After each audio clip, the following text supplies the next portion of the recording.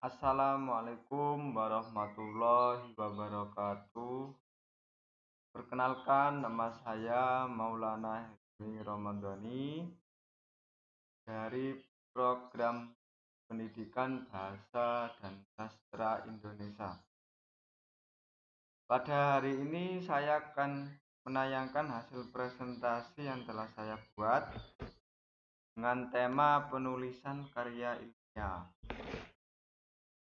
Sebelum mengawali presentasi kali ini, marilah kita berdoa menurut agama dan keyakinan kita masing-masing. Berdoa dipersilakan.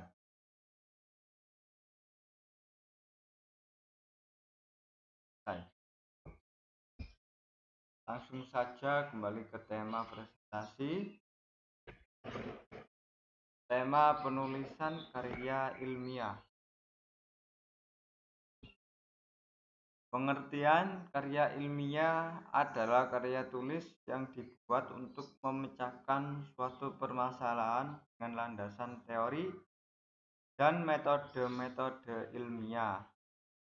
Biasanya karya ilmiah berisikan data, fakta, dan solusi mengenai suatu masalah yang diangkat. Penulisan karya ilmiah dilakukan secara runtut dan sistematis. Artinya, karya ilmiah adalah serangkaian laporan tertulis yang dipublikasikan melalui pengkajian mendalam. Kebanyakan yang diterbitkan dari sebuah karya ilmiah yaitu hasil dari riset yang dilakukan oleh lembaga-lembaga penelitian dan pendidikan. Selanjutnya, struktur karya ilmiah. Yang pertama adalah pendahuluan. Bagian pendahuluan berisikan dasar-dasar penelitian ilmiah, masalah yang diangkat, dan mekanisme penyelesaian masalah itu. Yang kedua, isi dan pembahasan. Bagian isi dan pembahasan ini bisa terdiri dari satu atau lebih bab. Jumlah bab pada bagian ini bergantung seberapa pelik pembedahan dan pembahasan dari bahan penelitian. Yang ketiga adalah kesimpulan. Bagian kesimpulan berisikan kesimpulan dari hasil analisis pada bagian isi dan pembahasan. Jadi kesimpulan ini bagian poin yang nomor 2, yaitu analisis dari isi dan pembahasan.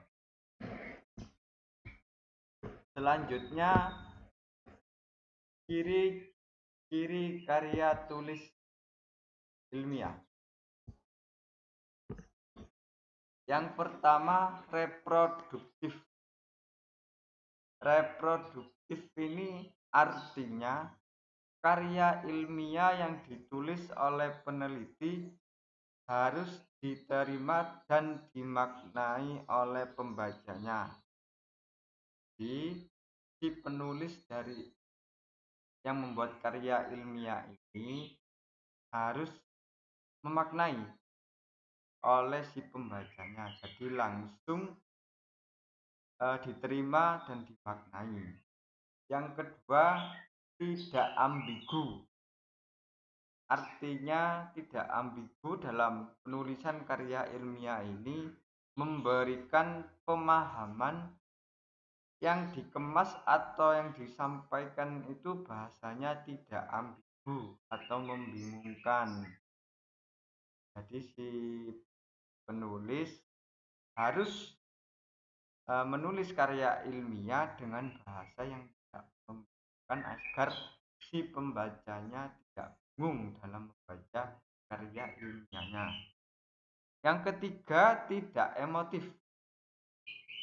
Arti dari tidak emotif adalah karya ilmiah ini tidak boleh dibuat dengan dasar perasaan penulis atau dengan emosi si penulis atau pribadi emosi penulis. karya ilmiah. Karena karya ilmiah ini harus dibuat secara objektif. Jadi kan berpihak pada emosi pribadi sendiri. Yang keempat adalah menggunakan kaidah keilmuan. Artinya karya ilmiah ini harus ditulis dan disusun dengan kaidah keilmuan.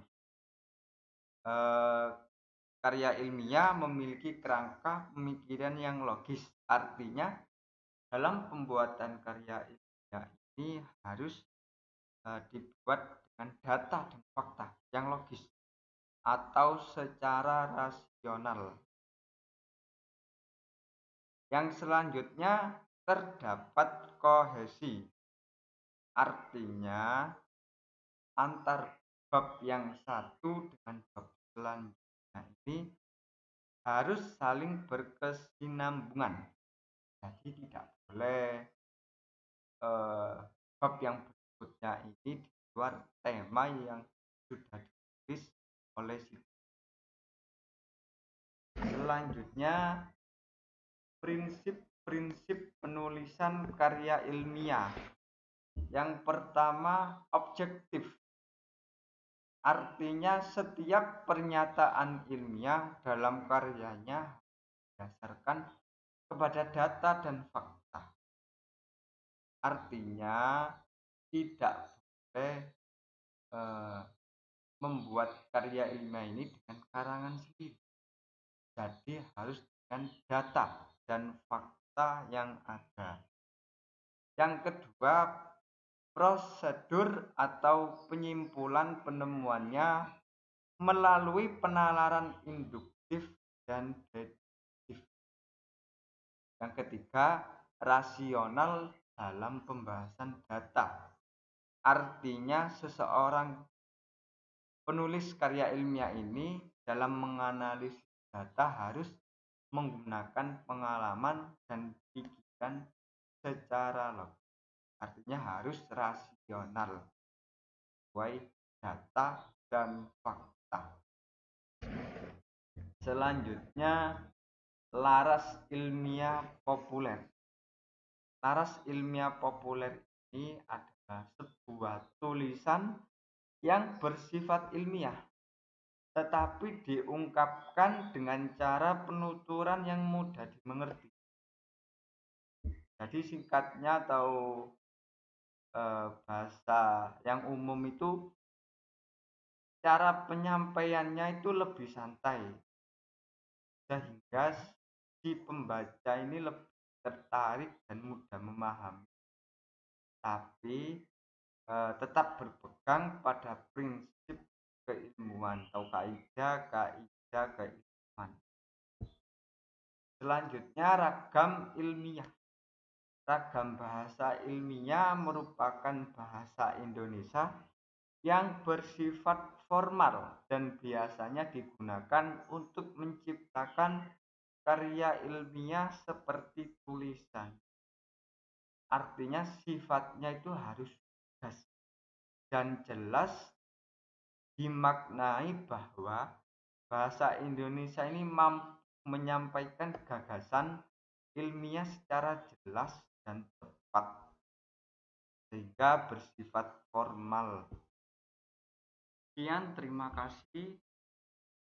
Semoga dengan presentasi ini dapat menambah wawasan saudara, dan apabila ada tutur kata saya yang kurang berkenan atau kurang baik, mohon untuk dimaafkan.